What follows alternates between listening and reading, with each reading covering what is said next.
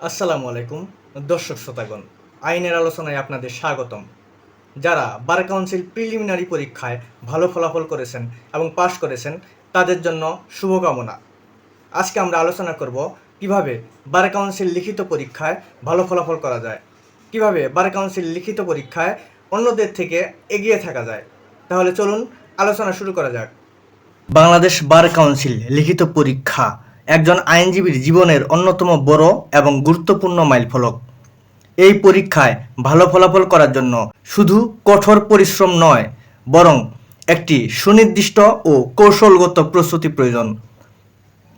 আপনার সুবিধার্থে লিখিত পরীক্ষায় সফল হওয়ার কিছু কার্যকরী টিপস নিয়ে বিস্তারিত এখন আমরা আলোচনা করব। প্রথমত, মূল আইনের উপর শতভাগ দখল। লিখিত পরীক্ষায় ভালো করার মূল ভিত্তি হল বেয়ার অ্যাক্ট।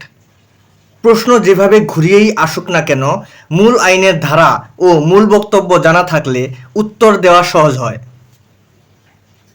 গুরুত্বপূর্ণ ধারা চিহ্নিত করুন।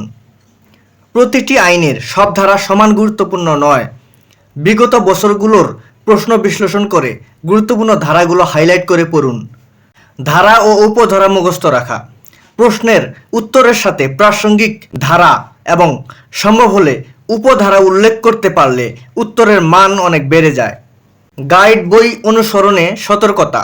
আপনি বাজার থেকে আপনার পছন্দ অনুযায়ী ভালো কোনো গাইড বই, যেমন আইন পাঠ লিখিত বা বিজেএস লিখিত মাস্টার অনুসরণ করতে পারেন, তবে শুধু গাইড বইয়ের উপর নির্ভর করে পরীক্ষার হলে যাওয়া উচিত হবে না।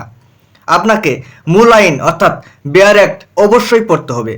মূল আইন পড়লে আপনি যে কোনো ধরনের প্রশ্ন সহজেই উত্তর করতে পারবেন। দ্বিতীয়ত, বিগত বছরের প্রশ্ন ও প্রশ্নের ধরন বিশ্লেষণ। বিগত বছরের লিখিত পরীক্ষার প্রশ্ন গভীরভাবে বিশ্লেষণ করুন। প্রশ্ন বোঝার চেষ্টা করুন। বার কাউন্সিলের প্রশ্ন এখন আর সরাসরি বা মুখস্থ নির্ভর হয় না, বরং সমস্যা ভিত্তিক অর্থাৎ প্রবলেমেটিক প্রশ্ন বেশি আসে। পুনরাবৃত্তি চিহ্নিত করুন। কিছু নির্দিষ্ট টপিক থেকে প্রতি বছরই প্রশ্ন আসে, সেগুলো কোনোভাবেই বাদ দেওয়া যাবে না। তৃতীয়ত, সমস্যা ভিত্তিক অর্থাৎ প্রবলেমেটিক প্রশ্নের উত্তর দেওয়ার কৌশল। পরীক্ষায় ভালো নম্বর পাওয়ার বড় হাতিয়ার হলো সমস্যা ভিত্তিক প্রশ্নের সঠিক ও যৌক্তিক সমাধান। এই ধরনের উত্তরের ক্ষেত্রে একটি নির্দিষ্ট কাঠামো বা ফরম্যাট অনুসরণ করা উচিত। বিচার্য বিষয় নির্ধারণ অর্থাৎ ফ্যাক্ট ইন ইস্যু নির্ধারণ।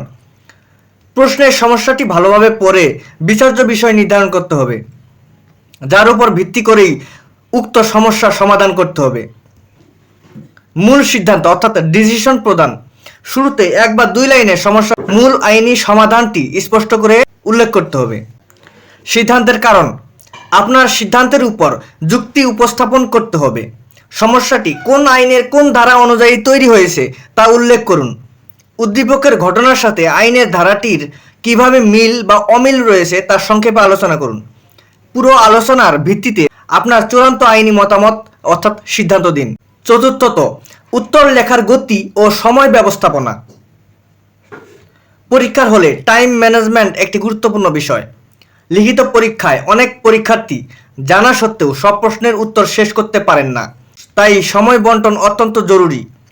নম্বর অনুযায়ী সময় নির্ধারণ।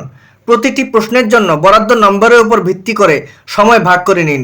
ঘড়ি ধরে অনুশীলন। পরীক্ষার আগে বাসায় বসে নির্ধারিত সময়ে সম্পূর্ণ উত্তর লেখার নিয়মিত অনুশীলন করুন। এটি আপনার লেখার গতি বাড়াতে সাহায্য করবে। পঞ্চমত, খাতার উপস্থাপনা ও ভাষার স্পষ্টতা। পরীক্ষকের কাছে আপনার খাতার প্রথম ইমপ্রেশন বা উপস্থাপনা অত্যন্ত গুরুত্বপূর্ণ। স্পষ্ট হাতের লেখা। হাতের লেখা খুব সুন্দর না হলেও যেন স্পষ্ট ও পঠনযোগ্য হয়। পয়েন্ট আকারে লেখা। ঢালাওভাবে না লিখে ভূমিকা, মূল বক্তব্য, প্রাসঙ্গিক ধারা, কেসল যদি থাকে তাহলে উল্লেখ করতে হবে, এবং উপসংহার এভাবে সাবহেডিং বা পয়েন্ট আকারে লিখুন।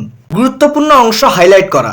আইনের নাম, ধারা বা কোনো ল্যান্ডমার্ক জাজমেন্টের নিচে নীল কালির কলম দিয়ে আন্ডারলাইন করে দিতে পারেন, এতে খাতার মান অনেক বেড়ে যাবে। ষষ্ঠত, গুরুত্বপূর্ণ কেসল এর ব্যবহার।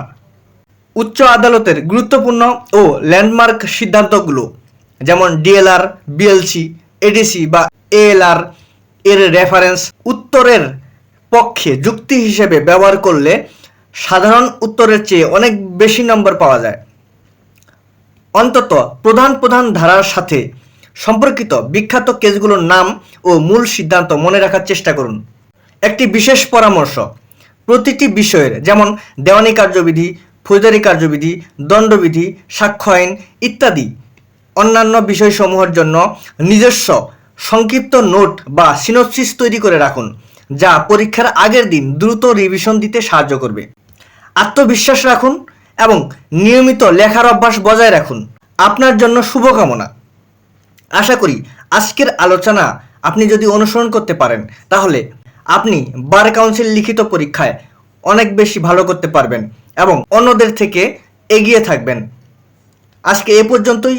আগামী ভিডিওতে আরও গুরুত্বপূর্ণ বিষয় নিয়ে আলোচনা করব। আল্লাহ হাফিজ।